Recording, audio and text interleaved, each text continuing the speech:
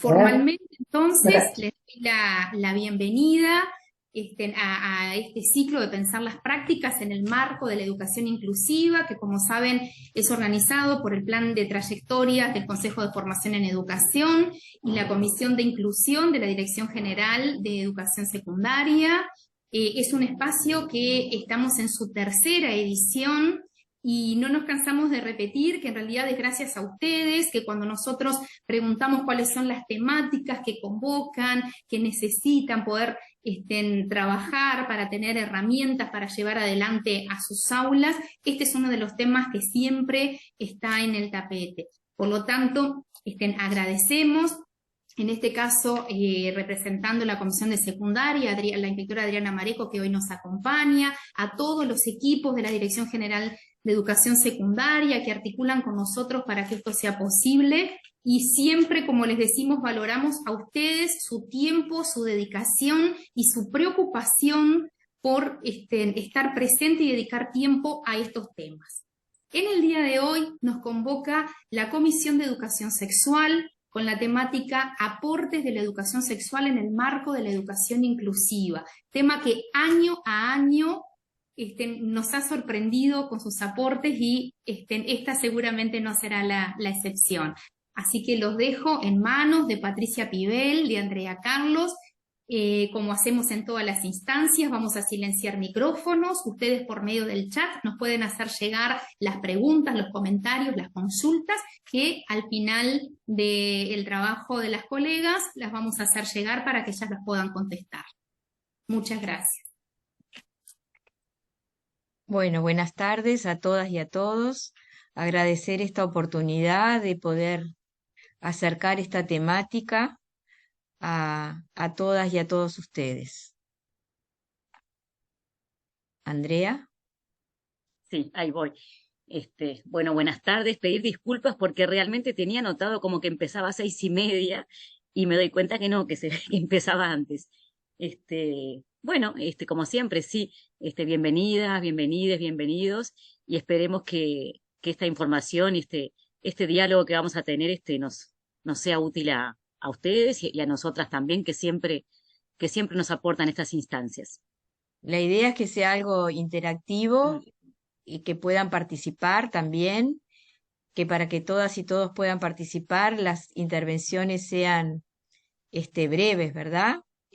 Para poder tener oportunidades de que todas y todos puedan hablar. Paso a compartir la presentación, Andrea. Bárbaro. ¿Se ve? No. Sí, no, pero tenés unas cosas abiertas ahí. A ver. A ver. Ahora sí.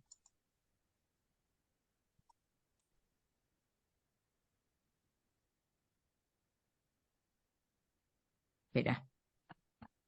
Ahora sí. ¿Se ve? Sí, sí. Está.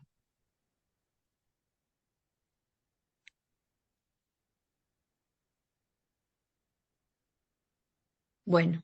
Bueno, si querés empezar a... Bueno, el título de nuestra presentación es el aporte de la educación sexual al espacio del desarrollo personal. Bueno, empezar entonces con lo que es la educación como derecho, o el derecho a la educación como derecho. Les presentamos acá la Ley General de Educación 18.437, y por ahí algunas puntualizaciones de la ley, como es lo que es esto que implica garantizar por parte del Estado y de las instituciones estatales el acceso y la permanencia de todas las personas en el sistema educativo formal y su tránsito por los diferentes niveles educativos. Identificar grupos o situaciones de vulnerabilidad, acompañando esas trayectorias educativas.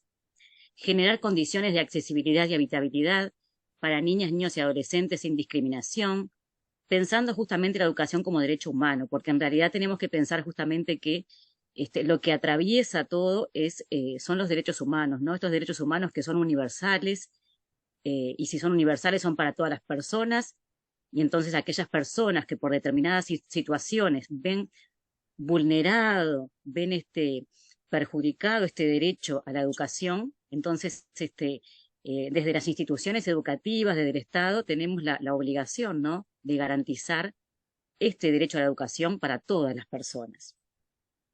Pasá si querés, Patricia. Sí,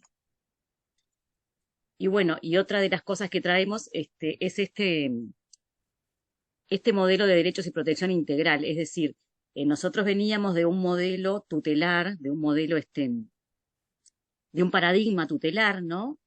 Previo a lo que fue la Convención de la Convención de los Derechos del Niño en el 1989. Hasta ese momento veníamos con un paradigma tutelar, y si bien los derechos eran derechos humanos, las mujeres no eran humanas, porque eso llegó después, ¿no? Los niños y los adolescentes parece que tampoco eran humanos porque no eran sujetos de derecho. Hasta el 1989, en donde la Convención de los Derechos del Niño declara a niñas, niños y adolescentes como sujetos de derechos, estos derechos que son universales, que son para todas las personas, ¿no? Y esto implica un cambio de pensamiento, un cambio de modelo. Ese paradigma tutelar contemplaba a niñas, niños y adolescentes como objetos de tutela y de intervención por parte de los adultos, y esto significa que no se les escucha, no son capaces de tomar decisiones. El adulto piensa qué es lo mejor para esas niñas, para esos niños y para esos adolescentes, y en base a eso se tomaban las decisiones, ¿no? Y esto hace que cambie ese modelo, ese paradigma, y ahora niñas, niños y adolescentes son sujetos de derecho, y además de tener derechos, tienen derechos especiales por esa etapa en la que están pasando de crecimiento, de desarrollo, y se necesita una protección integral, ¿no? bien. Y esto trae de la mano con la Convención de los Derechos del Niño, Niña y Adolescente un concepto que es el concepto de autonomía progresiva. Esto de considerar que niñas, niños y adolescentes son sujetos que están en desarrollo, en crecimiento, y que en función de ese desarrollo y de ese crecimiento pueden empezar a tomar decisiones, ¿verdad?, en forma libre y autónoma en función de ese grado de madurez y en función de ese grado de desarrollo.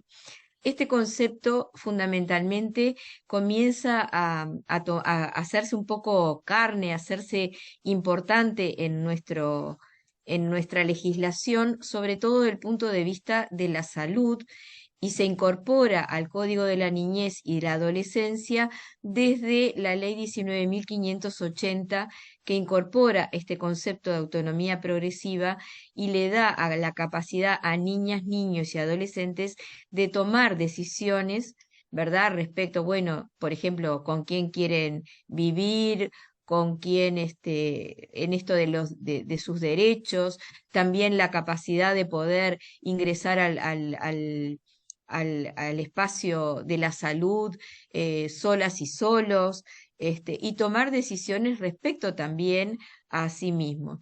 Si lo llevamos a nuestro sistema educativo todavía en esto sigue siendo un poco muy paternalista, ¿no? Donde una adolescente o un adolescente, bueno, sigue teniendo que depender de un adulto referente para retirar un boletín, para anotarse en el sistema educativo, para pedir un pase hacia otra institución educativa.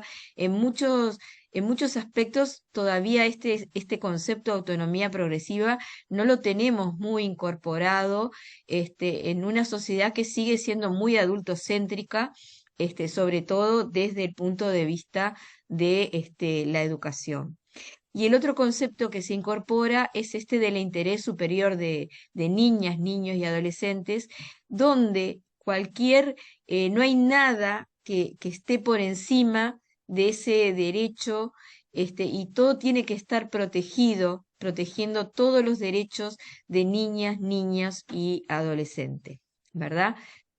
Tenemos que proteger a esas niñas, niños y adolescentes de cualquier situación y bregar por este interés superior. en nuestro sistema educativo, desde la Dirección General de Secundaria, nosotros trabajamos la educación sexual desde 3 ejes, el programa transversalizándolo desde la perspectiva de derechos. Es decir, trabajamos fundamentalmente mirando como personas, esto de ser personas, que tenemos derechos solamente por el hecho de ser personas, y lo transversalizamos desde lo que es el género, desde lo que es la diversidad sexual y desde lo que es la salud sexual y la salud reproductiva, ¿verdad?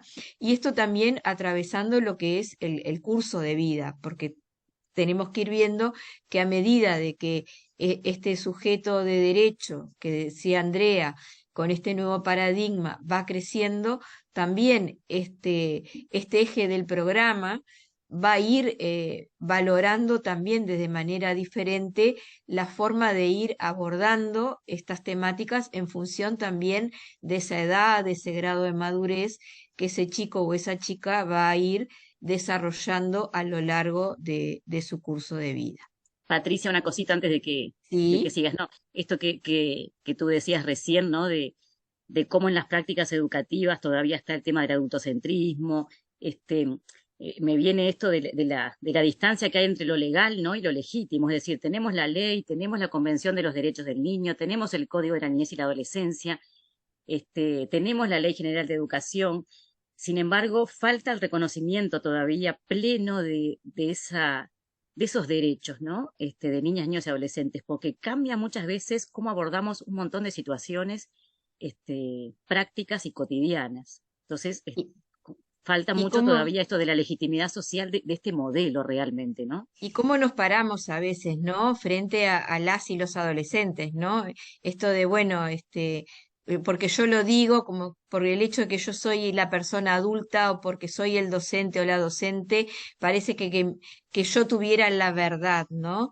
En este mundo que seguimos todavía y hablamos de participación y generamos instancias de que decimos que las y los adolescentes tienen que estar en este mundo participando, tenemos que generar un pensamiento crítico, darles la oportunidad bueno, de oír su voz, pero después llegado el momento, bueno, parece que no es así, que lo que importa es nuestra opinión desde, bueno, cállese. ¿No? ¿Cuántas veces oímos a veces un docente que dice, bueno, cállese porque acá mando yo o porque acá yo soy el adulto o la adulta? Y bueno, todavía eso sigue existiendo en este paradigma que todavía sigue siendo muy adultocentrista. O lo que hacemos a veces, eso de que sin preguntarle nada pasa algo, vamos a llamar a la familia, ¿no? Antes de preguntarle a esa persona qué es lo que quiere. Bueno, seguimos, dale. Bueno, vamos a mirar este video que tiene mucho que ver. Bueno, acabamos de terminar un mes particular, que es el mes de la diversidad, y donde gran parte de lo que vamos a ver en este video está presente todavía, ¿no? Se acercó a mí, me empezó a golpear el brazo. Me dijo que si me volvía a ver haciendo eso, me rompía la cabeza. Me pidió que lo mirara fijo, y siguió gritándome, Gil, enfermo, enfermo, me decía. La gente miraba de reojo, pero no intervenía. Miraban por la ventana como si nada pasara, indiferentes ante todo. Me sentí solo. Yo sabía que no estaba haciendo nada malo. Sabía que el equivocado era él. Ese día conocí el odio, arriba de un ómnibus, volviendo de trabajar por darle un beso a mi novio. Publicado el 26 de mayo de 2016 por Iván Viana Becoña en su perfil de Facebook.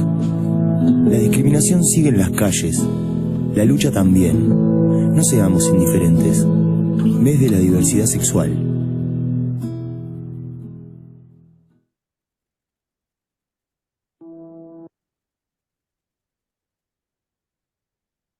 No sé, si alguien quiere comentar en el chat,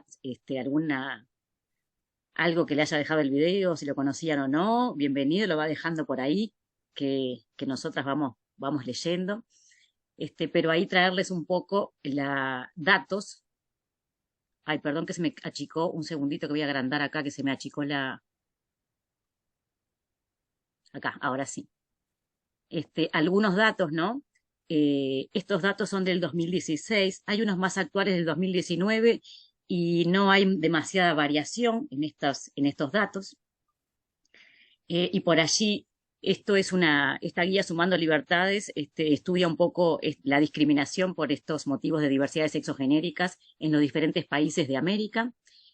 Acá tenemos en Uruguay, y si ustedes ven ahí esos datos, nos habla de un 51% del alumnado, que voy a cerrar acá porque no veo, ahora sí, del alumnado que manifiesta que nunca se trabajaron temas de diversidad sexogenérica en sus centros educativos, por ahí datos de mayores a un 40%, de que el personal nunca intervino cuando se hacían comentarios homofóbicos, datos que a veces pensamos que todas estas cosas están un poco más superadas, sin embargo, los datos hablan, ¿no? La evidencia nos dice que sigue habiendo discriminación por temas que tienen que ver con la homofobia o la transfobia o simplemente por expresiones de género eh, que no corresponden con ese modelo que social y culturalmente se nos impone, que tiene que ver con eso de la cis heteronormatividad, ¿no? Y bueno, traerles un poco estos datos para, para mostrar que si bien se ha avanzado mucho, si bien estamos trabajando en todas estas cuestiones, falta todavía, ¿no? Y hay que seguir insistiendo cotidianamente en estas temáticas. Sí, hay unos videos muy interesantes que ya tienen unos cuantos años, que son relatos de personas, son del colectivo Ovejas Negras, que habiendo transitado por el sistema educativo, plantean situaciones de discriminación, discriminación en la escuela, discriminación en los centros de formación docente, ¿verdad? Referido a la diversidad sexogenérica. Y bueno, esto que trae Andrea, hay cosas que han cambiado, pero lo seguimos viendo. Seguimos viendo que no solamente en el ámbito educativo, lo seguimos viendo en que respecto a lo que tiene que ver con la diversidad, los chistes, las burlas, siempre tienen que ver con esta temática, ¿no? Aunque, bueno, hay cosas que pueden cambiar, pero en los centros educativos seguimos encontrando que uno entra al baño y ve en las puertas de los baños inscripciones, se ven a veces también las burlas entre los compañeros, aunque vemos que hay jóvenes que, bueno, que reivindican estos derechos, que los trabajan, que los defienden, y bueno, eso es bastante alentador también. Acá les traíamos 4 situaciones que no las vamos a conversar ahora porque no nos va a dar el tiempo, pero son situaciones que suceden en las aulas, en las instituciones educativas. Por ejemplo, Mario, que tiene 15 años, cursa el tercer año, y al finalizar la clase, por ejemplo, se puede acercar a un docente y le dice que de ahora en adelante le llame como Mariana, porque no se siente un varón. Esto lo vemos cada vez más dentro de las instituciones educativas, que su grupo de clase está al tanto de la situación, pero no así su familia, y que aún no quiere que su familia lo sepa. Entonces, ¿cómo? Capaz que, Patricia, Sí, de repente leerlas para que al final de la jornada, capaz que vayan buscando ellos mismos, ustedes mismas, ustedes, ¿no? Las respuestas, las respuestas. para de repente no detenernos en esto ahora, pero capaz que está bueno Ahí leerlas, está. ¿no? Las leemos así, por Ahí eso. está. Y que no quiere que lo sepa. Entonces, ¿qué hacer ante esa situación?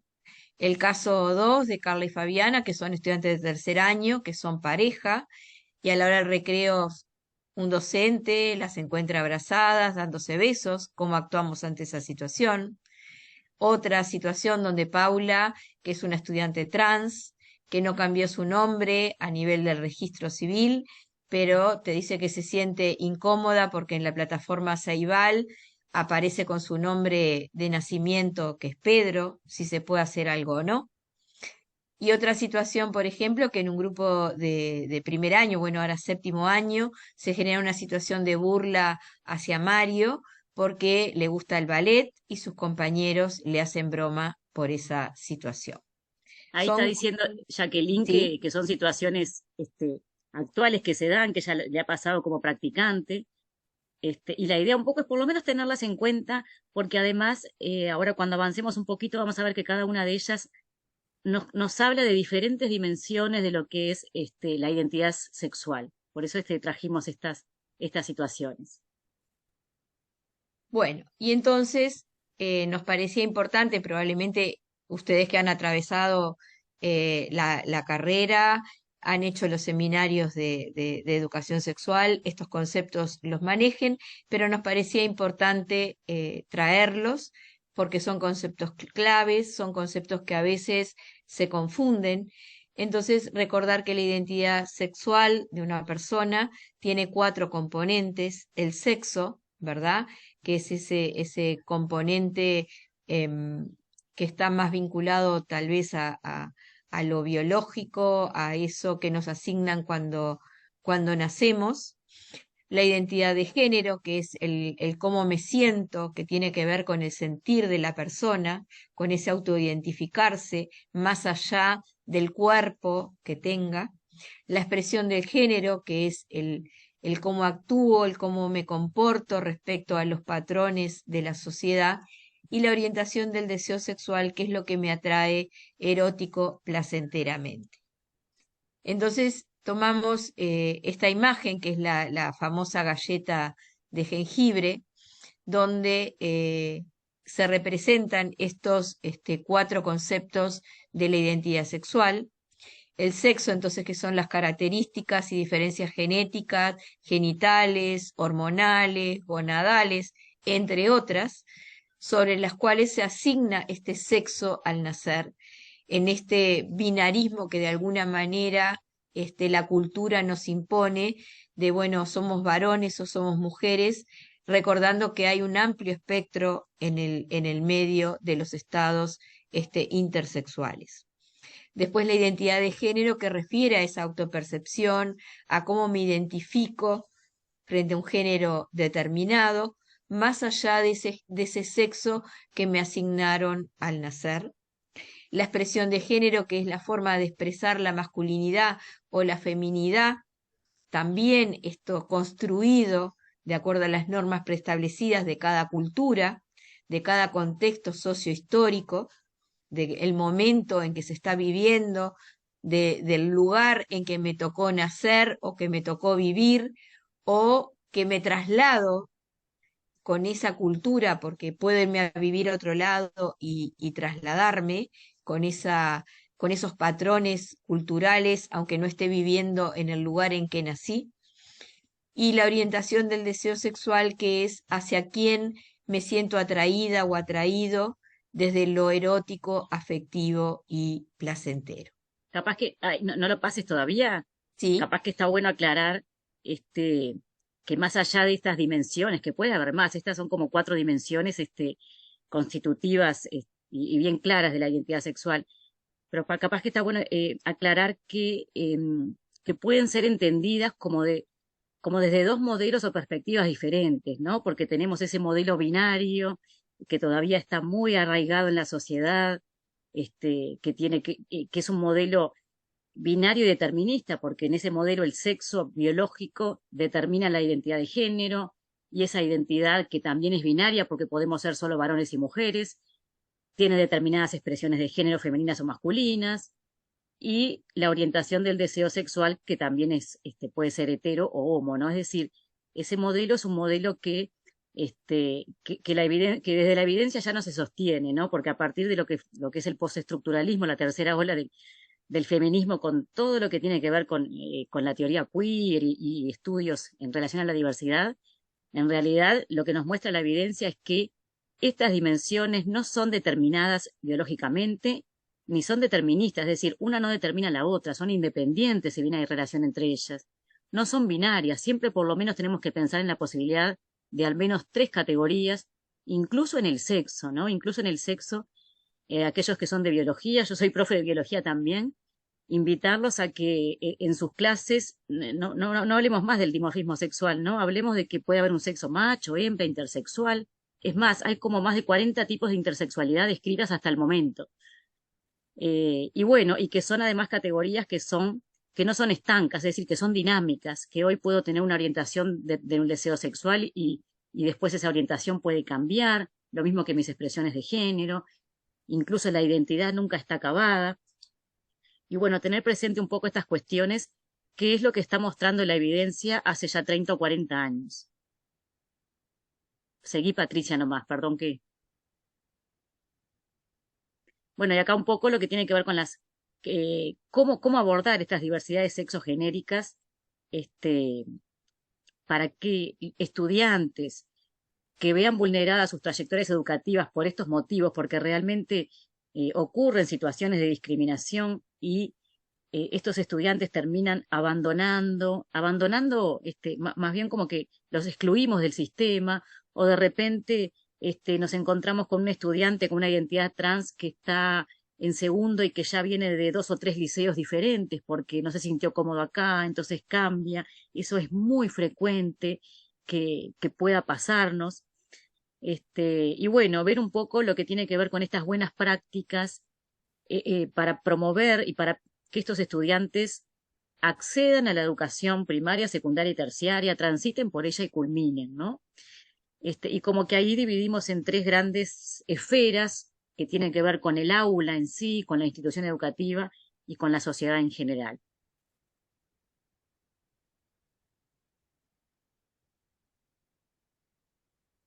Ah, esta es mía también.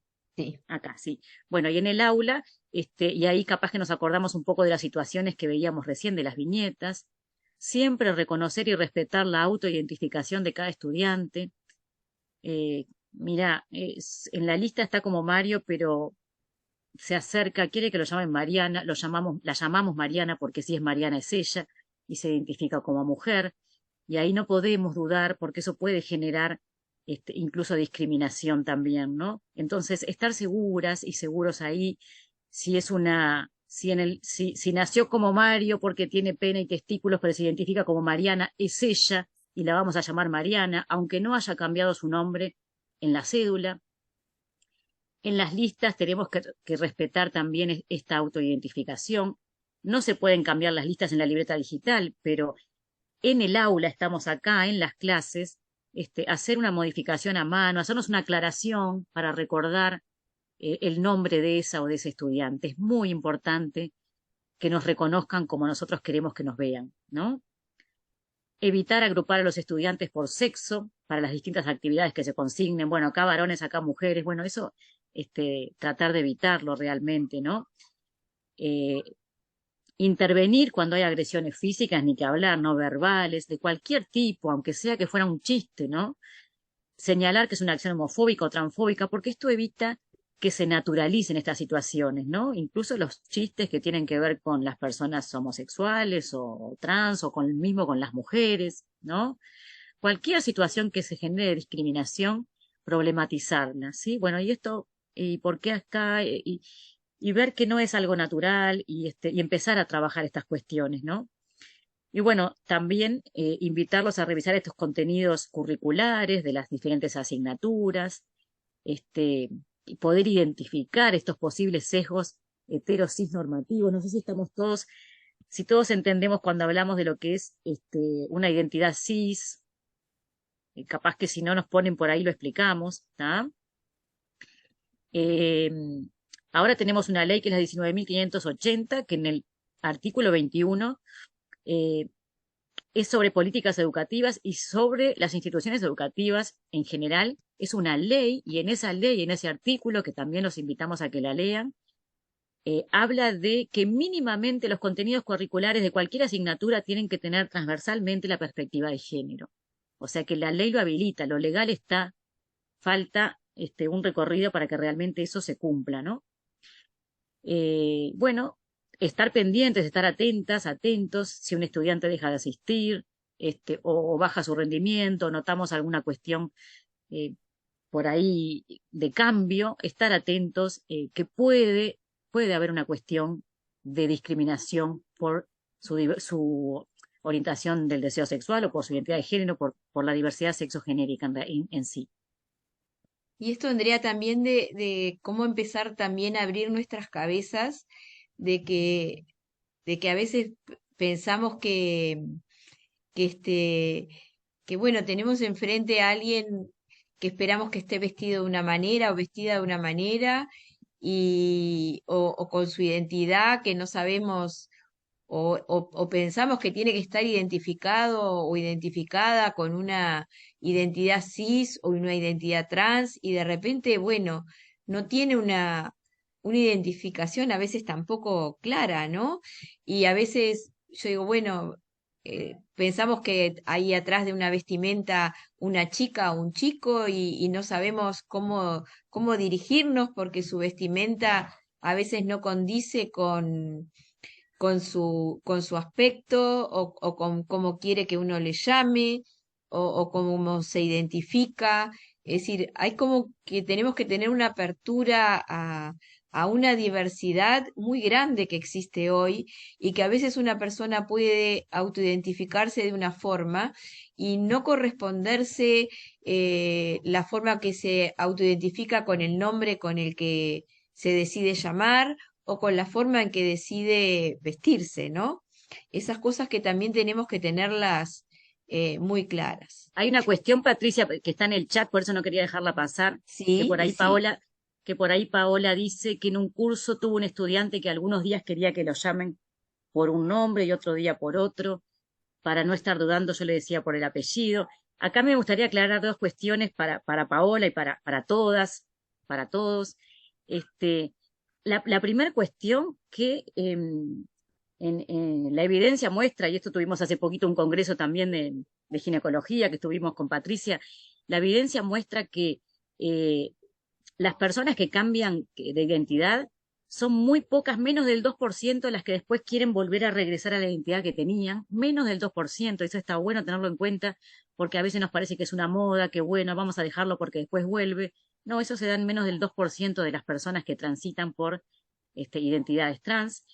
Y lo otro que no es menor, que traes acá del apellido, que a mí yo siempre cuento la misma anécdota que nos cuenta Daniel Márquez, que es un referente médico de familia, referente en atención a salud en niñas, en niños, adolescentes y en personas en general con identidades trans, que cuando un día le fue un estudiante de un liceo que había dejado el liceo. Y él nos decía, Daniel Márquez nos decía, pero en realidad no lo dejó, en realidad como que lo fueron expulsando, porque él le preguntó, ¿y por qué dejaste el liceo? Y entonces el chiquilín, que era un varón trans, le decía, y bueno, porque en historia soy Joaquín, pero en biología soy Juana, pero en cívica soy Rodríguez, pero entonces la coherencia que tenemos que tener como cuerpo docente en llamarlo de una determinada manera, y cómo lo llamamos, como esa persona quiere que la llamemos, o sea, capaz que para nosotros es mejor llamarlo por el apellido, pero ahí estoy actuando de una manera adultocéntrica. ¿Y dónde está el sujeto de derecho? Entonces tenemos que preguntarle a esa persona, bueno, ¿cómo querés que te llame? Y si hoy es Mariana y Mariana es Mario, y bueno, vamos a tener capaz que adaptarnos un poco a esa situación, pero tener en cuenta, escuchar, y tener en cuenta ese sujeto de derecho, y esta coherencia, esa empatía y esta coherencia en el cuerpo docente y en la institución en general. Bueno, Sí, ya está. a nivel institucional entonces, eso era más bien referido lo que veníamos hablando al ámbito áulico, ¿no? Más íntimo, capaz. A nivel institucional, manejar con ética la información sensible del estudiantado. Esto de, bueno, ¿qué pasa cuando tenemos un estudiante o una estudiante con identidades trans? Permitirle el uso del baño acorde al género con el que se autoidentifica, o también aquella situación con la cual se sienta más cómoda o cómodo, ¿no? Buscar trabajar en la institución, el promover baños no generizados u otras alternativas, como por ejemplo, bueno, si esa persona no se siente cómoda yendo al baño acorde a su género, porque sabemos que los baños son lugares de alta vulnerabilidad, no solamente para las personas de la diversidad sexogenérica, sino en general son espacios de alta vulnerabilidad.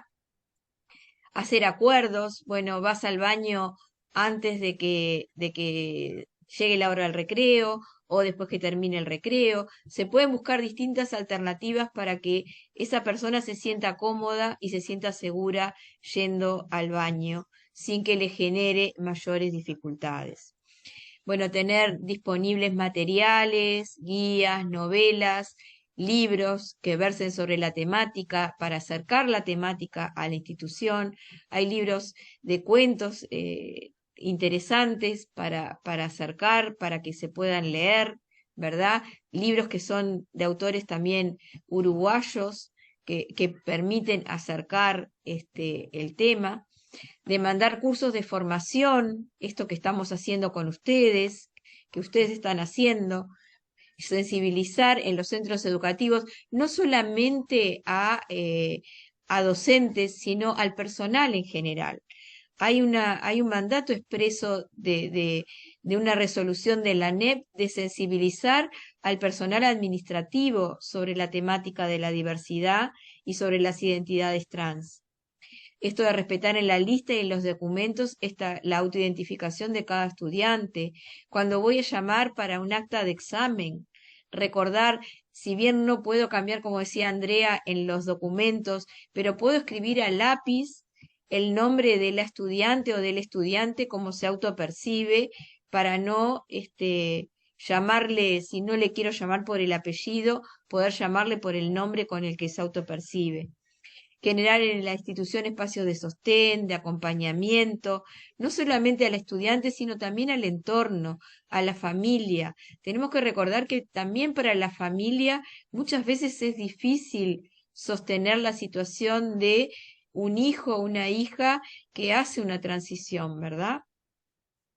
Contar con protocolos de prevención, detección, intervención, reparación de situaciones de violencia y de fobia hacia la población LGBT.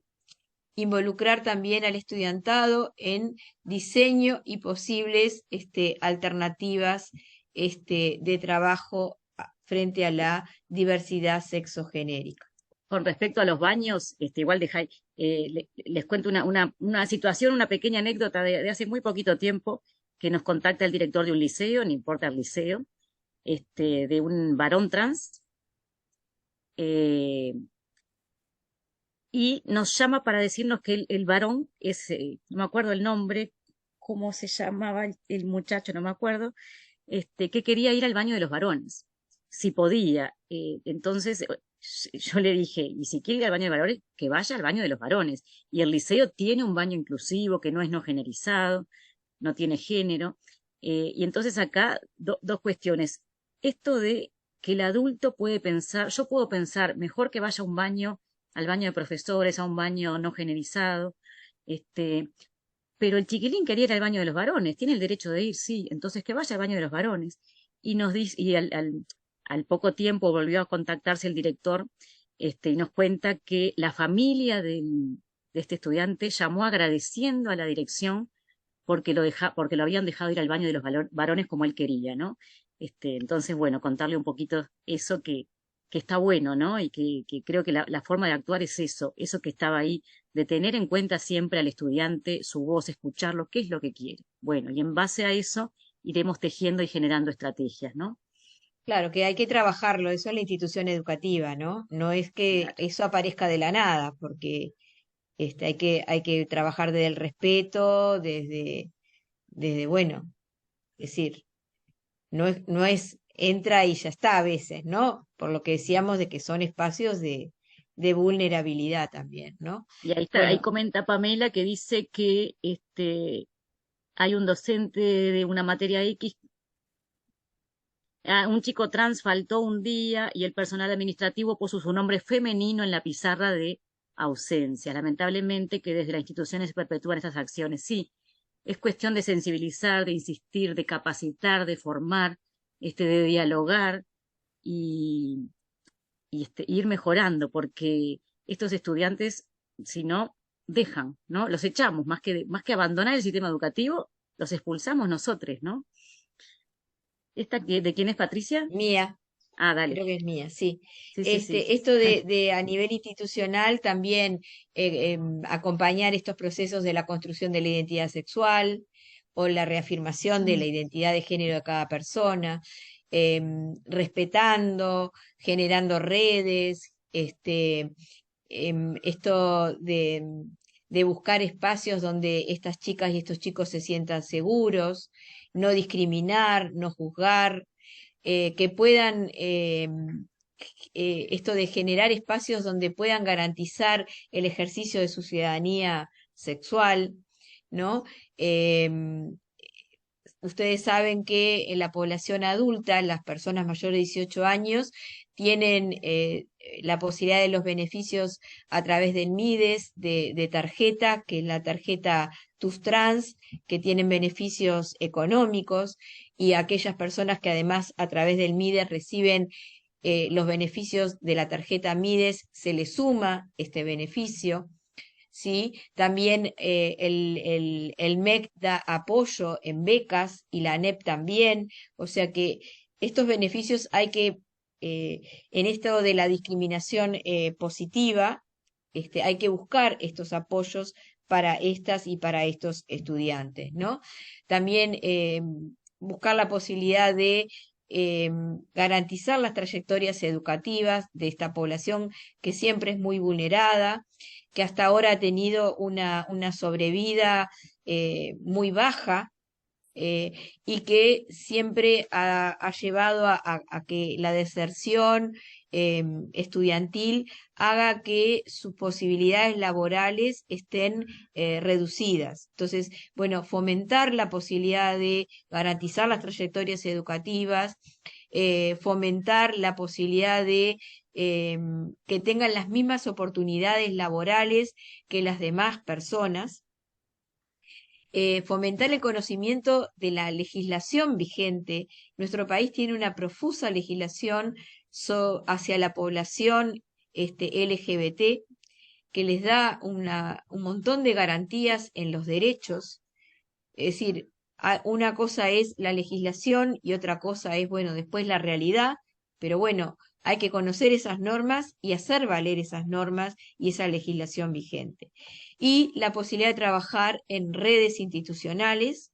Tenemos el CRAM, que es el Centro Amigable de la Facultad de Psicología acá en Montevideo, pero también lo tenemos en otros espacios del interior, en Paysandú, en Salto, en Artigas, y también la posibilidad de generar hoy en otros espacios del área de la salud que también se ven reforzados a nivel privado y a nivel público de atención a la población LGBT.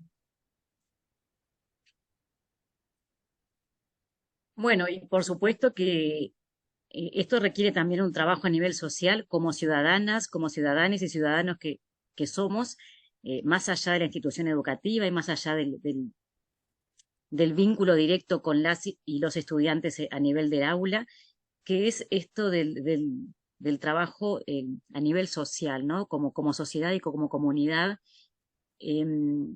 Acá, esto que trajimos acá es un fragmento de un libro que está por ahí al costado, a la conquista del cuerpo equivocado, de Miguel Misé.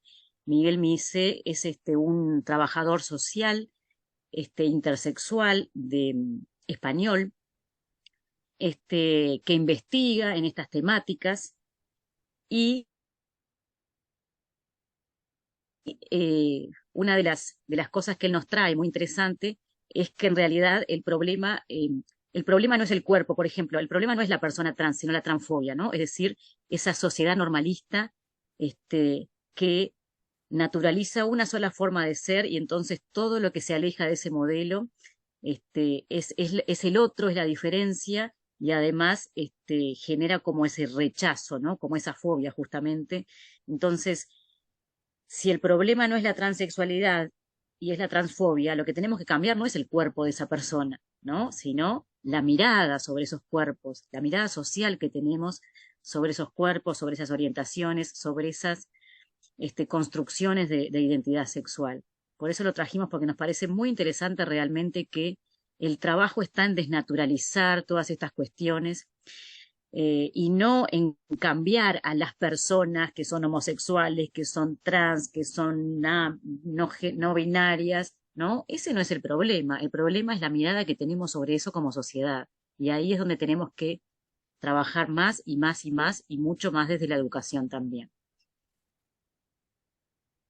Bueno, y tenemos que saber que es importante reconocer y respetar las distintas maneras de ser persona, el reflexionar sobre las actitudes y omisiones que a veces las y los educadores tenemos respecto a la diversidad, que lo seguimos viendo, lamentablemente seguimos viendo esta situación que como educadoras y educadores tenemos dentro del aula, dentro de las instituciones educativas, que a veces nos resistimos a aceptar que un estudiante tiene derecho a que le reconozcamos que quiere llamarse de determinada forma, que siente que debe llamarse de determinada forma y que tenemos que respetar ese derecho. En el marco de nuestro trabajo docente, fomentar la empatía y el respeto hacia la diversidad.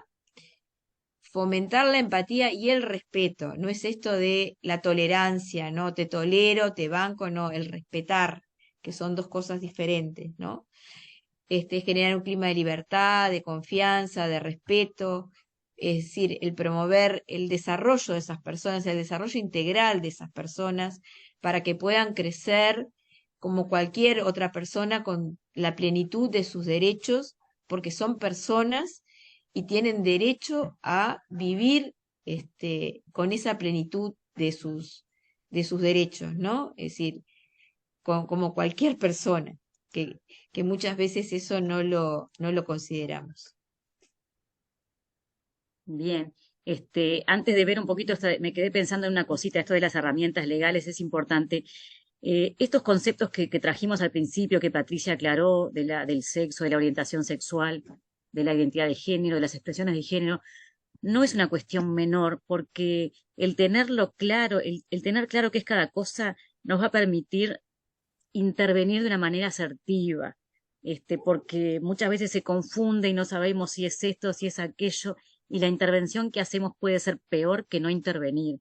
Entonces, es muy importante tener esa claridad también en lo conceptual a la hora de intervenir asertivamente en estas cuestiones de las diversidades sexogenéricas. No quería dejarlo pasar eso, porque lo hicimos muy rapidito por cuestiones de tiempo y queremos traerles otras temáticas también, pero creo que si a alguien le interesa está bueno que insista un poco No, en capaz que conocer más. aclarar, que capaz que no lo hicimos, pero capaz que aclarar esto de que cuando una persona se siente identificada con el sexo con el que nace, es una persona cis. Cuando esa persona no se identifica, es una persona trans, que no lo pusimos eso, pero capaz que quede. Y que cuando una persona nace con pene, con testículos, decimos que es un varón, y que cuando no se siente identificado con ese cuerpo y se siente una mujer, decimos que es una mujer trans, que cuando nace con vulva y se le asigna el sexo mujer, pero se siente un varón, decimos que es un varón trans, para capaz que quede eso más claro, ¿no, Andrea? Bien, sí, esa cuestión y el tema de las expresiones de género, que una expresión de género, nada tiene que ver con la orientación sexual ni con la identidad de género. Digo porque había una viñeta ahí de un estudiante de séptimo que era discriminado por determinadas expresiones de género, y a veces, les digo esto porque a veces intervenimos, me ha pasado yo como estudiante de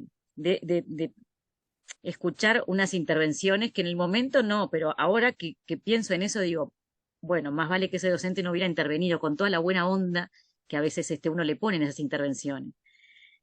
Hay que conocer del tema, hay que tener claras esas cuestiones, sobre todo para pensar en una intervención adecuada, asertiva, coherente. Bien, y por acá entonces ahora sí, ver un poco todas estas herramientas legales. Acuérdense que lo legal y lo normativo es una herramienta que tenemos, ¿no? Para poder actuar también. Y bueno, por supuesto, el Código de la Niñez y la Adolescencia, que tiene que ver con esto de niñas, niños y adolescentes como sujetos de derecho, y entonces hay que escucharlos y cualquier estrategia que se piense, la centralidad está puesta en esa niña, en ese niño, ese adolescente, y, y hay que escuchar lo que quiere, ¿no? La Ley General de Educación que ya vimos, la Ley de Violencia Basada en Género, 19.580, cuyo artículo 21 trabaja todo sobre la perspectiva de género y más en los centros educativos. La Ley Integral para Personas Trans, hoy no me acuerdo quién era que decía esto que yo comenté del estudiante, era un docente, decían por ahí al final, el que había faltado y le habían puesto el nombre, es un varón trans docente y que le habían puesto el nombre de mujer, ¿no? Y bueno, acá tenemos leyes que pueden decirle a esas personas que están vulnerando derechos, que eso no se puede hacer aunque eh, no quieras llamarlo por su nombre, lo tenés que hacer porque la ley te lo dice. Y bueno, si no es la mejor manera, pero si es la única que tenemos, la tenemos ahí, ¿no? Hay una resolución, la resolución 68, que habla de acciones afirmativas hacia la población afrodescendiente y trans, pero es muy vaga. En realidad lo que dice la población trans es esto de incorporar la variable de identidad de género en los formularios que haya que llenar, en las fichas administrativas, ¿no? El otorgamiento de becas, la capacitación a funcionarios, o sea, es muy vago en realidad, es algo de todas formas. Y sí está este formulario para cambiar el nombre en la plataforma CREA, esto surgió con la pandemia, y es simplemente el estudiante entra a ese link y le cambian el nombre en la plataforma. Va a tener que subir la foto de la cédula y eso, aunque no tenga el nombre registrado, el hecho no importa, tampoco tiene por qué haber un adulto atrás de que llene este cuestionario. Recuerden lo de la autonomía progresiva. Hay en la página de secundaria también de la NEP, después búsquenlo a la derecha abajo. A mí siempre me cuesta encontrarlo y le pregunto a Patricia dónde está porque siempre se me pierde. Es una mochilita. Es una mochileta. Haciendo clic también ahí, cualquier persona, sea estudiante, docente, administrativo, cualquier persona puede elevar una denuncia y eso llega directo a derechos humanos. Y estas herramientas está bueno que los estudiantes y las estudiantes las conozcan y las puedan utilizar. Es para cualquier estudiante de media, tanto de UTU como de secundaria. Bien. Y acá está hablando María Fernanda, dice que este año tiene en 6º año de escuela una alumna que se identifica como varón, entonces es un alumno, ¿no? Es un varón trans, y el grupo lo reconoce y su familia sabe y acepta su orientación. Entonces creo que acá estamos confundiendo un poquito, claro. La orientación tiene que ver con el deseo homosexual, heterosexual, bisexual. Esto es identidad y no es lo mismo. Pero una cosa que rescatamos acá, Fernanda, es que el apoyo de la familia es fundamental. Y si un estudiante va y nos cuenta, pero no quiere que la familia se entere, bueno, no le vamos a decir a la familia, por supuesto. Buscaremos después la mejor manera de acompañar a ese estudiante cuando decida que es el momento de decirle a la familia. Podemos ayudar y buscar las mejores formas de hacerlo, pero no vamos a ir corriendo a llamar a la familia si la persona no quiere, ¿no? Bien. Y eso es un tema también, ¿no? Porque en general muchas veces una de las primeras cosas que quiere hacer una dirección es ir a hablar con la familia, ¿no? Y ahí tenemos que ser pacientes porque el hecho de tener para ese estudiante que su familia esté en contra es un elemento también de sufrimiento, de dolor y también es contraproducente, ¿no? Entonces hay que trabajar, estaría bueno poder trabajar con esa familia y a veces tenemos que buscar estrategias y aliados. Uruguay tiene, y sobre todo en Montevideo, pero que también pueden trabajar a través trabajan ellos por redes, por Zoom. Está el colectivo Transboy, que tiene una pata muy importante a nivel familiar, que son muy genios en ese aspecto de sostener a las familias, pero también de sostener a las y los adolescentes cuando las familias no apoyan, y está bueno poder contar con ese colectivo y derivar a ese colectivo para acompañamiento también, porque ahí hay una red de sostén muy importante, sobre todo para las y los adolescentes y también para las familias. Es notable cuando uno ve a esas familias, cuando esa familia es continente, cuando esa familia se sostienen entre ellas y pueden entender lo que le está pasando a su hija o a su hijo, más allá de que también para esas familias puede ser este, un golpe también, porque no deja de ser una situación a veces difícil para una familia bueno, de cuando un hijo o una hija viene y le dice que no se siente lo que biológicamente le fue asignado cuando nació, ¿no? Pero se acompañan, se llevan. Es muy interesante escuchar a esas mamás, a esos papás que acompañan a sus hijas y a sus hijos y que hacen un proceso muy, pero muy interesante, ¿no? Sí, acá cuenta a ver quién es, bueno, no sé. Ah, Florencia Noble, ¿no? Florencia, no sé si es Florencia Noble la referente o no, pero capaz que no. Pero dice que creo yo que lo más importante es la identidad de género porque todo parte de cómo se identifica la persona. Claro, en realidad todas las dimensiones son importantes, pero la identidad de género, la persona trans, tiene em, como que la salida del armario en el cuerpo, es decir, lo vemos y vemos una persona trans. Entonces, capaz que eso es, y hay mucha resistencia em, a entender y a comprender que esas identidades trans son normales, como una identidad cis, es una forma de construir esa identidad. Eso, hay 30 o 40 años de evidencia en esto, no lo estamos diciendo nosotras, ¿no? Pero sí hay algo que me quedé con lo que con lo que traía este niño de sexto de escuela, que es un varón, que la orientación, a ver si se entiende, no es tanto, no quiere decir, bueno, la orientación es esto es esto, pero no confundir, porque un varón trans no tiene por qué ser homosexual, y hay una confusión en eso, y nos parece que las personas trans son homosexuales, no. La persona puede ser cis, puede ser trans, puede ser homosexual, heterosexual, bi, y además eso también puede cambiar. Entonces, esos mitos que están tan arraigados es lo que tenemos que de a poquito empezar a desestructurar y a desnaturalizar con la evidencia, ¿no? Bueno, y acá entonces les dejamos esto del CRAM y el CAPA. El CRAM es en Montevideo, Centro de Referencia Amigable. El CAPA es en el norte. Hay uno en Paysandú y creo que hay otro en Colonia, me parece, el último que se inauguró. Y al menos nosotros conocemos el CRAM, conocemos a la dirección del CRAM y es gente muy sensibilizada, muy bien formada en estas cuestiones, o sea que está bueno que podamos hacer esas derivaciones cuando consideremos necesario.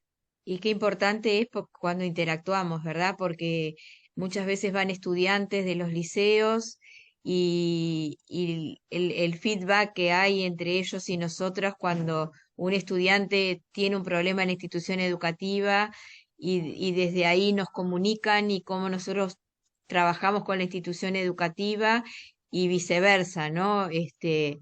Lo mismo con el sistema de salud también, ¿no? A veces cuando el médico o la médica recibe a un estudiante nuestro o una estudiante y hay alguna situación, cuando nos comunicamos, esa posibilidad. A veces, bueno, un estudiante que no se siente cómoda en el liceo, bueno, poder derivarlo a otra institución, porque a veces necesitan salir de la institución, como empezar una vida nueva en otra institución. No siempre es lo mejor, pero a veces lo necesitan, o cómo acompañar en esa institución, o cómo acompañar a las familias. Esos vínculos nos parecen también importantes. No sé, capaz Patricia preguntar si alguien en el chat, alguna duda o algo que quieran preguntar respecto a la temática de la diversidad, porque en realidad nuestra intención es trabajar un poquito cada uno de los tres ejes que en el principio les presentamos, el de diversidad y el de género y principalmente la violencia basada en género y un poco el de en salud sexual, trabajar un poquito las situaciones el de embarazo. embarazo y las maternidades, sí, y paternidades. Cualquier cosa, si no al final igual hacemos un espacio para Bueno, preguntas, pero van a ser muy breves las temáticas por el tiempo que tenemos y la idea es por lo menos mostrarles en qué se trabaja, en qué trabaja la comisión, en qué trabajan las y los referentes, que por acá veo que algún referente, alguna referente hay también de educación sexual, dar como una mirada un poco global. bien, Andrea, en sí. general, en el chat más bien vienen acompañando con comentarios lo que ustedes van diciendo, no hay como preguntas puntuales. Ah, Bien. muchas gracias. Bien, dale. Bueno, entonces pasaríamos al otro eje que es la violencia basada en género, que es otro de los temas que es muy abordado y es muy detectado a nivel de las instituciones educativas. Entendemos por violencia y en especial violencia basada en género toda acción que imponga o induzca comportamientos sexuales en una persona mediante el uso de la fuerza, la intimidación, la coerción, la manipulación, la amenaza o cualquier otro medio que anule o limite la libertad sexual de esa persona. Y acá tenemos 4 tipos de violencia, ¿verdad? Que es sobre todo el abuso sexual, que es lo que más vemos en las instituciones educativas, el acoso sexual, que es otra cosa que lamentablemente no quisiéramos ver, pero vemos, y vemos por parte del mundo adulto de las instituciones educativas. La explotación sexual es otra de las situaciones que también algunas hemos detectado en menor grado, pero detectamos en las instituciones educativas. La trata de personas, que, bueno, no es algo que se vea por las características que tiene la trata, y vamos a explicar también como concepto, porque nos parecía importante, qué es el tráfico de personas. Porque así como veíamos, y le decíamos hoy, que hay conceptos que se confunden muchas veces en esto de la identidad de género, la identidad sexual, el sexo, la orientación del deseo sexual, la expresión de género. Acá muchas veces estos conceptos vinculados a las violencias basadas en género también pueden confundirse, y a veces hay confusión entre la diferencia entre abuso sexual, explotación, trata y tráfico. Y nos parecía importante poder aclararlos. Vamos a mirar un pequeño video. El 25 de abril es el Día Internacional de Lucha contra el Maltrato y Abuso Sexual hacia niñas, niños y adolescentes. En este marco, el Sistema Integral de Protección a la Infancia y la Adolescencia contra la Violencia, SIPIAV, presenta el trabajo realizado en 2022. Durante este año, se intervino en 7.473 situaciones de violencia contra niñas, niños y adolescentes, lo que significó 20 casos por día. El crecimiento que se registra en los últimos 10 años no implica un aumento de las situaciones de violencia, sino un aumento en la capacidad del sistema de captación, intervención y registro de los casos, lográndose la interrupción de la violencia y restauración de derechos en todos ellos. En 2022, poco más de la mitad de las situaciones, 55%, correspondían a niñas y adolescentes mujeres, manteniéndose la distribución registrada en años anteriores. En cuanto a las edades, más de la mitad de los casos correspondieron a niñas y niños entre 0 y 12 años, de los cuales un 17% tenían 5 años o menos y un 36% entre 6 y 12 años. Otro 36% ocurrió a adolescentes entre 13 y 17 años. En el 92% de las situaciones, las personas agresoras pertenecían a familiares directos o integrantes del núcleo de convivencia. De ellos, un 40% fue el padre, un 14% la pareja de la madre y un 24% la madre. SIPIAV intervino sobre distintos tipos de violencia: maltrato físico, emocional, negligencia y abuso sexual. 1 de cada 5 situaciones correspondió a casos de abuso sexual, lo que equivale a 1.495 niñas, niños y adolescentes. Las víctimas son en su mayoría adolescentes, y un 77% correspondió a niñas y adolescentes mujeres. Además, en el 83% de los casos, las personas agresoras pertenecían a familiares directos o del núcleo de convivencia. Todas las instituciones que integran CIPIAP continúan trabajando en la prevención, atención y reparación de las situaciones de violencia hacia niñas, niños y adolescentes, enmarcadas en el Plan de Acción acordado hasta 2024, que se organiza en 4 grandes áreas. Elaboración y difusión de herramientas conceptuales y metodológicas para el trabajo de equipos técnicos. Fortalecimiento de los servicios y las prestaciones disponibles para la atención de niñas, niños y adolescentes. Implementación de los comités de recepción local en todo el país y fortalecimiento de los sistemas de información y registro. El maltrato y abuso sexual contra niñas, niños y adolescentes es una vulneración de derechos humanos que trasciende la intimidad o privacidad del ámbito familiar. Es un problema social, público y por ende una responsabilidad colectiva. Cambiar esta realidad depende del compromiso de todas y todos. Por más información, ingresa a inau.gov.uy/CIPIAP.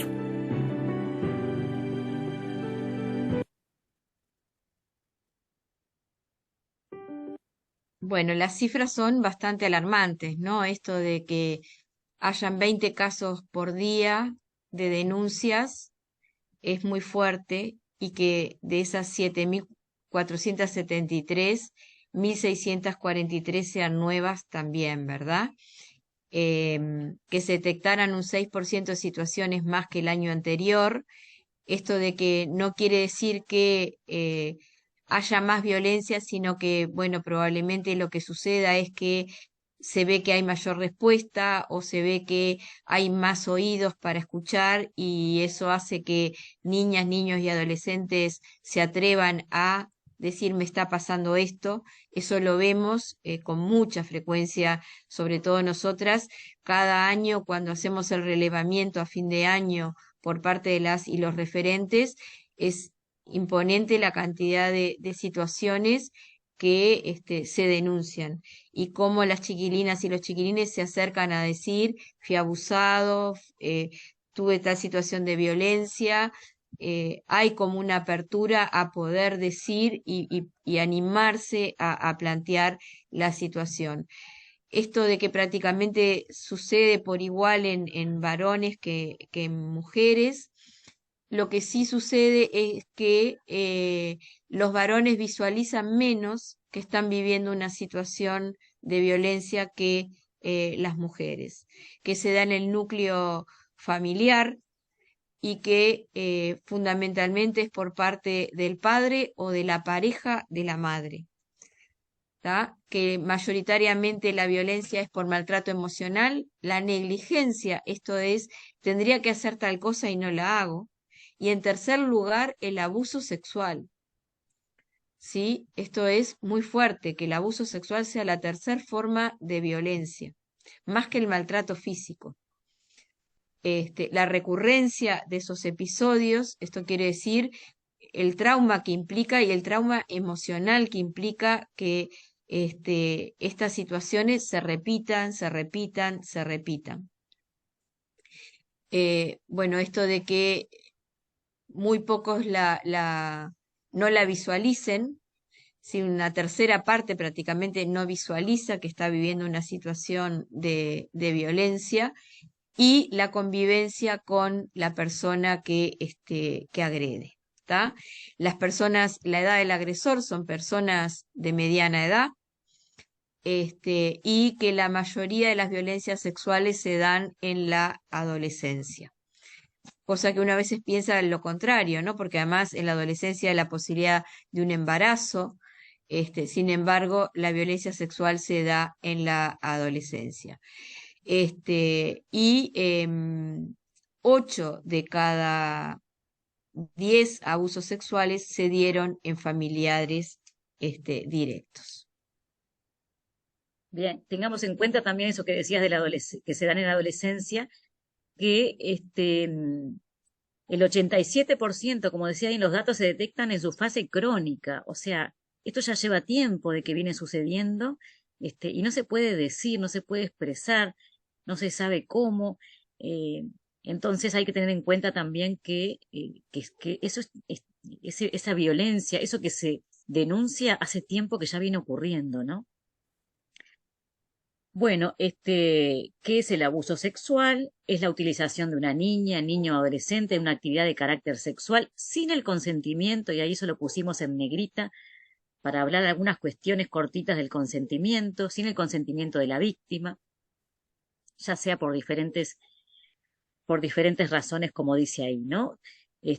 Sin el consentimiento o porque no comprende plenamente el acto al cual ha sido sometido debido a su inmadurez psicofísica a nivel de comprensión. Entonces, acá tenemos algunas cosas muy interesantes que tienen que ver con el consentimiento y que a veces esto también hay que trabajarlo con las gurisas, con los gurises. El tema de, primero lo que dice la legislación, ¿no? La legislación en nuestro país pone el límite de los 15 años para poder consentir una relación sexual. ¿Qué quiere decir esto? Que una persona, más bien de los 13 años, por debajo de una persona con menos de 13 años no puede consentir una relación sexual. No puede, está en la ley, ¿no? ¿Qué pasa entre los 13 y los 15 años? Puede consentirlo en algunos casos, pero no hay consentimiento si esa persona es 8 años mayor de diferencia, esa persona abusadora o con quien se mantienen esas relaciones sexuales, ¿no? O sea que por debajo de los 13 años nunca se puede consentir una relación sexual, un abuso, ¿no? O sea, no se consiente, no hay consentimiento, no se puede concebir el consentimiento. Entre los 13 y los 15, en alguna situación podemos concebirlo, ¿no? También dice por allí, ¿no? Con un descendiente o persona bajo su cuidado o autoridad que sea menor de 18 años, aunque tenga 16 y 17 en este caso, tampoco hay consentimiento si tiene que ver con en el ámbito de la familia o si es un adulto referente que cuida a esa persona, ¿no? Y una persona privada de discernimiento en el momento del acto, y esto puede ser a veces, como dice por ahí, una persona arrestada con su custodia, pensemos en personas a veces con algún tipo de discapacidad, perdón, que les impide tener conocimiento cabal de lo que están viviendo. Entonces es muy importante este asunto del consentimiento. El solo hecho de tener 13 años o menos es un factor que impide que se pueda consentir una relación sexual, ¿no? Una relación sexual, y no estoy hablando de una relación sexual coital, con penetración, no. Estoy hablando de cualquier acto que tenga que ver con carácter sexual, que podremos ver después qué cosas configuran una situación de abuso, ¿no? También estar bajo el efecto de sustancias. Es eso mismo, el efecto del alcohol, el efecto de sustancias que puedan afectar la conciencia, la capacidad de toma de decisiones y de decir que sí o que no, ¿no? Entonces, ahí no hay consentimiento, no hay.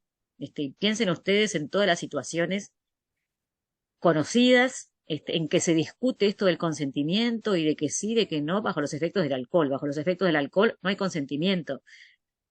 Y esto está bueno discutirlo y conversarlo con las gurisas, con los chiquilines. El consentimiento puede empezar con un sí y después en el transcurso de esa relación, de ese vínculo, cambia el no y entonces es no, dejó de haber consentimiento y a partir de ahí ya no lo hay. Y esas son cosas que a veces hay mucho prejuicio, mucho mito y una mirada también responsabilizadora y culpabilizadora de las adolescentes, ¿no? De que, bueno, si estaba con esa ropa, mirá cómo estaba vestida, bueno, pero me dijo que no, pero en realidad yo me di cuenta que ella quería, no, entonces hay muchas cosas que como sociedad todavía seguimos manteniendo en un modelo adultocéntrico y entonces no podemos ver estas cuestiones y en lugar de proteger a esa chiquilina, a ese chiquilín, lo vulneramos más todavía, ¿no? Entonces hay que tener un poco de cuidado con estas cuestiones y entenderlas, conocerlas y trabajarlas, ¿no? Y problematizarlas.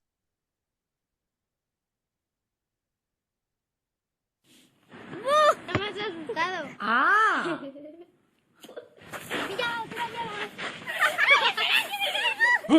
¿Qué pasa, Peque? Ya voy, espérate. ¿El viernes cuando salgas del cole? Venga, campeón, descansa. ¡Ah! ¡Rápido, más rápido! sí, parece que te gusta o que no. ¿Te gusta? Sí, muy bonito. También. Esto los comía yo cuando era chico. Y ahora, ¿Cómo no me has dicho nada? me lo pregunta hoy. Hola, tío. ¿Qué pasa, Peque? Muy bien. Ya vas allá al lío, ¿eh? Toma, anda. Mira la camiseta que me regaló el tío. Es 50. Un maní porque es para... Ancontavos. Pues ya está, ya. Es una gavillota y se lo quito de la mano. Vale, jugamos a la Play. Peque, ven, siéntate aquí. Es mejor el Masterchef United que la Ley. Que no. Eso no vale, Sí que vale. Que no.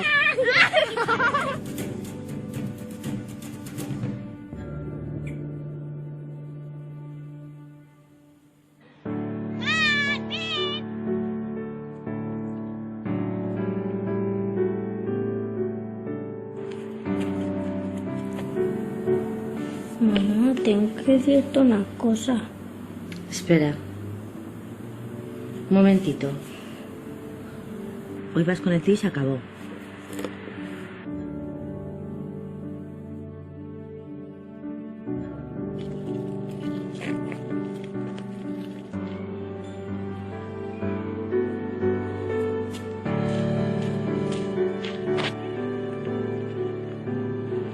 Mamá, te tengo que decir una cosa. Espera. Un momento.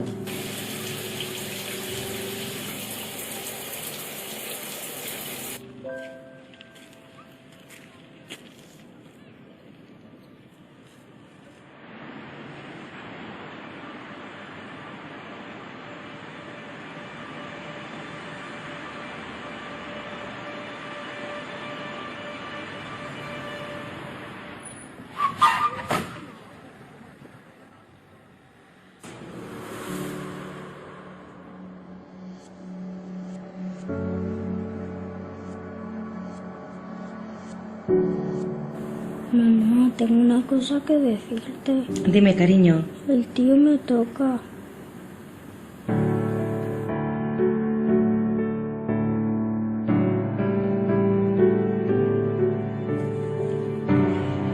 Sí, hola, buenas tardes. Mira, llamaba porque quería poner una denuncia.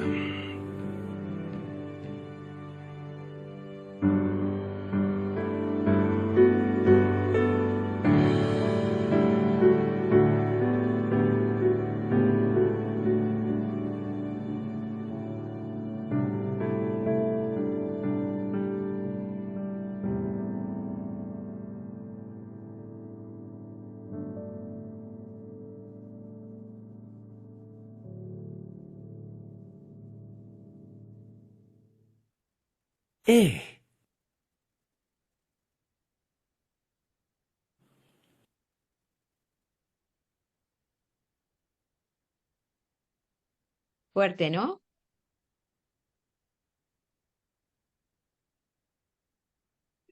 Bueno, y acá tenemos algunos mitos sobre lo que es el abuso sexual, esto de que los niños son seductores y provocan al adulto, que los hombres tienen una impulsividad sexual que no pueden frenar, que los ofensores sexuales son personas que sufren alguna patología o que abusan por el efecto del alcohol, que el abuso sexual es cometido por personas extrañas a la víctima, que el niño muestra sentimientos positivos hacia el ofensor, entonces es imposible que haya abuso sexual. Los niños son poco creíbles, fantasean y mienten. El abuso sexual ocurre en las familias y eso es una cuestión privada. El abuso sexual se da en niñas, no en niños. Ya vimos que los datos muestran otra realidad. Si un niño es abusado sexualmente, seguro lo contará de inmediato. No. Y hasta eso de como lo juzgamos, y dice, ¿por qué no lo dijiste antes? No pueden, ¿no? El abuso sexual antes no existía. El abuso sexual siempre existió, lo que ahora se puede visualizar más. Es algo que niñas, niños y adolescentes pueden evitar. Todos mitos, ¿no? Por supuesto.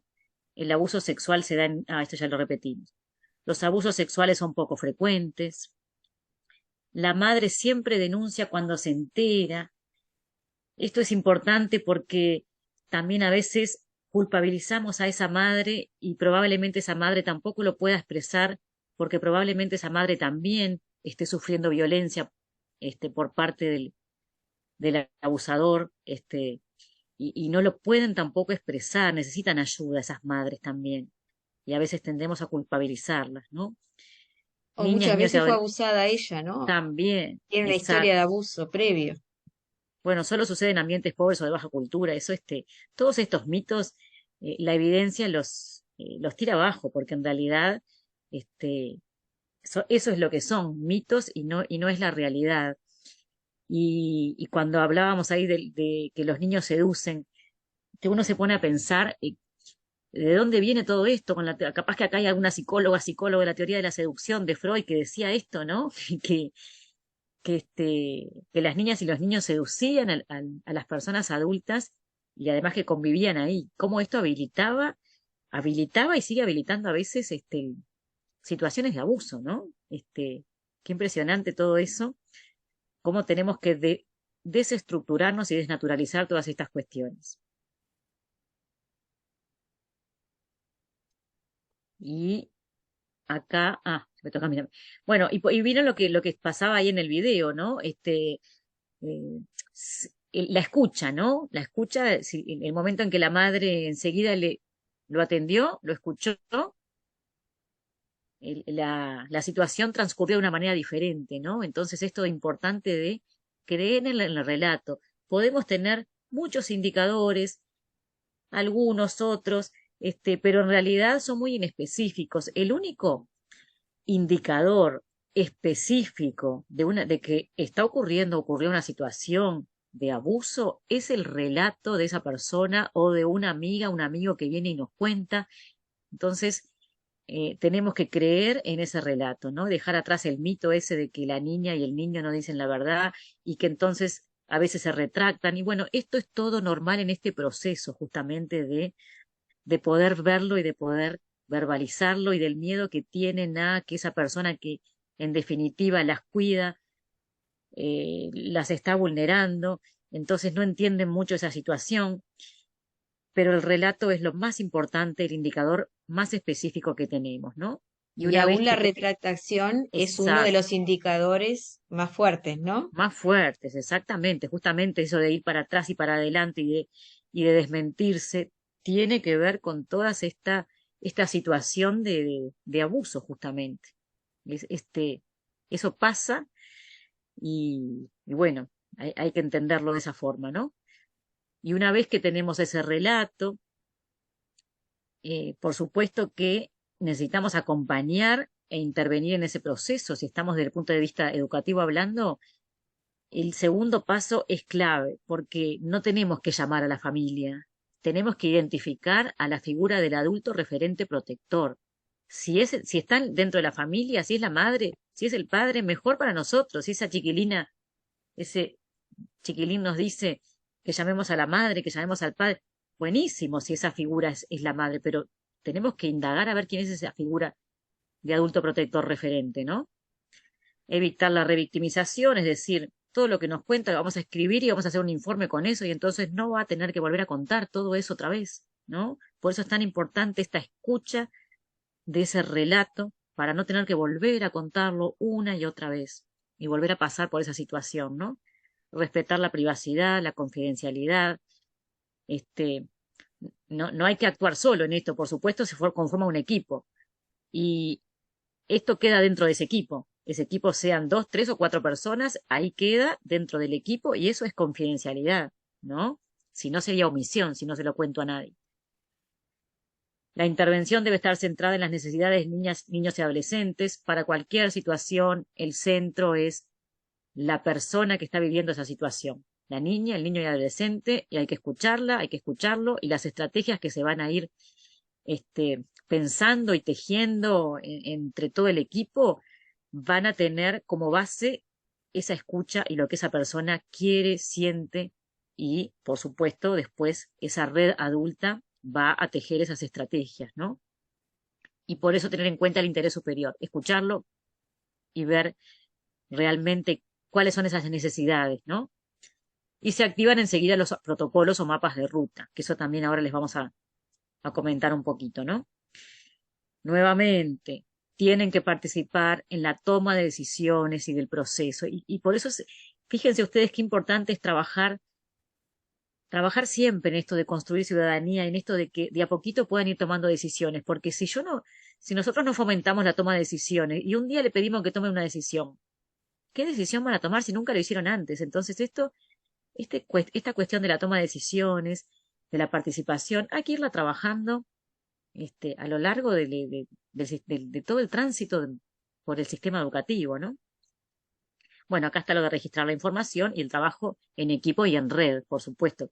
El trabajo en equipo es el equipo institucional. El trabajo en red es tender el red con otras instituciones, ¿no?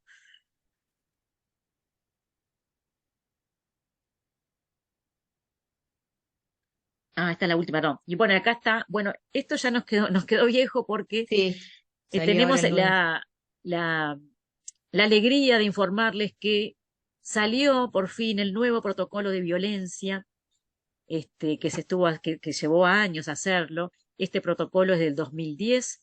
De todas maneras, ahí los pasos son más o menos los que comentamos recién y se los dejamos. Pero salió un nuevo protocolo y la idea es poder capacitar después también en ese nuevo protocolo de situaciones de violencia. Bueno, y acá diferenciar entre estas 4 situaciones, que era el abuso sexual, que son todas violación de los derechos de las personas. Hay el abuso sexual, la explotación sexual y la trata de personas. Hay una violación de los derechos. El abuso sexual, que lo definimos como una actividad de carácter sexual sin el consentimiento de la víctima y que implica una asimetría de poder. Y la explotación sexual, hay un delito contra la persona, y acá lo que implica es el pago o promesa de pago a menores de 18 años. Hay un lucro que tiene que ver con la explotación sexual de la persona, porque le estoy pagando a cambio de diferentes formas de sexo, ya sea sexo oral, sexo genital, sea pornografía, sea fotos, sea, no sé, diferentes formas de prácticas sexuales. Eso es la explotación sexual. La trata de personas también es un delito contra las personas, pero implica otra situación, que es captar a la persona en un lugar determinado, trasladarla de un lugar al otro, que puede ser dentro del propio país o atravesando fronteras, ya sea de forma legal o ilegal, y luego reclutando a esa persona, donde se le quitan documentos, donde se la aísla totalmente de su medio. Y en este caso, porque estamos hablando de la violencia sexual, el lucro es en la explotación sexual de la persona. Puede haber trata de personas con otros fines, pero acá, como estamos hablando de las violencias sexuales, el lucro es la explotación sexual de la persona. Y no queríamos dejar de hablar de lo que es el tráfico de personas, que es un delito migratorio, ¿verdad? Que implica la entrada ilegal a un país, que no necesariamente tiene que ver siempre con vinculado a la violencia sexual. Puede ser una persona que quiere salir de su país y paga para salir en forma ilegal. Hay un cruce de fronteras internacionales en forma ilegal, donde se ingresa en forma ilegal sin una documentación o con una documentación ilegal a un país. En la trata no siempre hay tráfico de personas, o sea que no siempre hay cruce ilegal de una frontera, puede haber un cruce legal de una frontera, y no siempre hay un traslado a través de fronteras, ¿tá? Puede haber un traslado dentro de un propio país. Lo que sí, siempre en la trata de personas hay un alejamiento de esa persona de su lugar de origen, ya sea en su propio país o de un país a otro. Patricia, nos piden un poquito de ir redondeando por la hora, capaz Bueno, porque claro, esto es a las bárbaro. 7:30. Ahí. Bien. Nos queda esto de la legislación, que también queda ahí marcada, entonces después les dejaremos Claro. el PowerPoint para que lo vean. También hay profusa legislación, esto creo que era tuyo, Andrea. Sí, pero ahí quedan las leyes y cualquier cosa pueden acceder a ellas en cuanto a lo que tiene que ver con explotación y trata. Está. Por lo menos queda ahí. Protocolos y mapas de ruta lo mismo, ahí les dejamos los protocolos que tenemos vigentes en el sistema educativo. Y ahí estos son los protocolos para que los conozcan, así que podemos pasarlo, no hay problema. Bien. El acoso sexual, que es el otro tema que nos preocupa Sí. mucho en el sistema educativo, lamentablemente, y que no tenemos Invitamos a que mucho lean el éxito. protocolo, que está bastante claro, que configura una situación de acoso y por lo menos los primeros pasos que hay que dar. Bien. Sí, Bueno, líneas de contacto y pasamos a esto entonces. rapidito porque no nos queda tiempo ya. Dale. Bien. Diferentes circulares que amparan a la estudiante embarazada. Fundamental la 2380 que cubre a toda la ANEP. ¿Sí? Lo ¿Querés mismo hablar de acá esto también, vos? ahí está. Son todas normativas que tenemos para la protección de trayectorias educativas en situaciones de embarazo que puede darse las inasistencias, ¿no? O la asistencia intermitente. Entonces tenemos todas estas normativas como para proteger esas trayectorias. Y lo mismo en madres y padres, estudiantes con hijos menores De a 5 cargo. años. ¿Ah? De 5 Y años. después la creación de salas de lactancia que deberían haber más en los centros educativos por la legislación vigente, porque hay donde estudien 20 o más mujeres o hayan más de 50 empleadas, y eso sucede en los centros educativos, deberíamos tener más salas de lactancia. Y bueno, y quedarían acá los contactos también nuestros por si necesitan. Y te dejo para que leas la frase de cierre. Bueno, y pusimos una frase de Galeano, un pequeño poemita que dice así: cada persona brilla con luz propia entre todas las demás. No hay dos fuegos iguales, hay fuegos grandes y fuegos chicos y fuegos de todos los colores. Y bueno, agradecerle, nos quedamos con mucha cosa por decir, por querer decirles, pero bueno, el tiempo es corto y por lo menos dimos un panorama general en lo que trabajamos. Bueno, muchas gracias, Patricia y Andrea. Ni que hablar que es una temática que da para mucho más, pero bueno, la idea es acercar justamente en este espacio algo sumamente interesante que ustedes hicieron hacia el final, y por eso la importancia de reiterar que estos materiales les llegan a ustedes, porque por supuesto que como herramienta hay que conocer los protocolos, las líneas de contacto, las circulares, ¿no? Las formas de comunicación con ustedes, porque por supuesto que esto muchas veces en el día a día surgen, ¿no? Nuevas preguntas. Ustedes hablaban de la figura del adulto referente protector, y seguramente muchos de los que estamos aquí nos preguntamos en la institución donde estamos, pero bueno, ¿cuál es ese adulto referente protector, ¿no? ¿Quién es? ¿Cómo llegar a él? Entonces, ni que hablar que existen muchas dudas. Entonces está buenísimo que en este material ustedes tengan todas esas formas de contacto, poder facilitar. Hay algo interesante que planteaban al final también, que es lo de las salas de lactancia, ¿no? Que si bien está en la ley 19.530, muchos estudiantes de CFE que incluso acuden con sus niños en los nocturnos a estudiar, y a veces cuánto hemos a veces tratado de poder que esas salas estén en esos lugares, ¿no? También como esas salas de lactancia que se conviertan en sala de juegos. Entonces hay mucho para poder seguir transitando. Entonces la idea de este espacio justamente es una aproximación, ¿no? A la temática, a seguir incursionando, a invitarlos a seguir en contacto. Y bueno, y por supuesto que, como lo hemos dicho en otras instancias, cada uno de los equipos de la Dirección General de Educación Secundaria están a disposición. La idea de hoy es que ustedes puedan conocer la temática, pero están a disposición para todas las consultas, las preguntas que vayan surgiendo. Yo miraba en los comentarios el tema del formulario CREA, que muchos decían que no sabían que existía esa herramienta, ¿no? Y bueno, y lo interesante también en este aspecto que hoy, bueno, como docente nos llevamos un montón de herramientas, pero en los videos que ustedes pasaban, que se reiteraba mucho en los comentarios que decían, bueno, fuerte pero real, a muchos los toca también en roles que no son el rol docente, ¿no? Entonces, si habrá para pensar, reflexionar, incursionar en estas temáticas.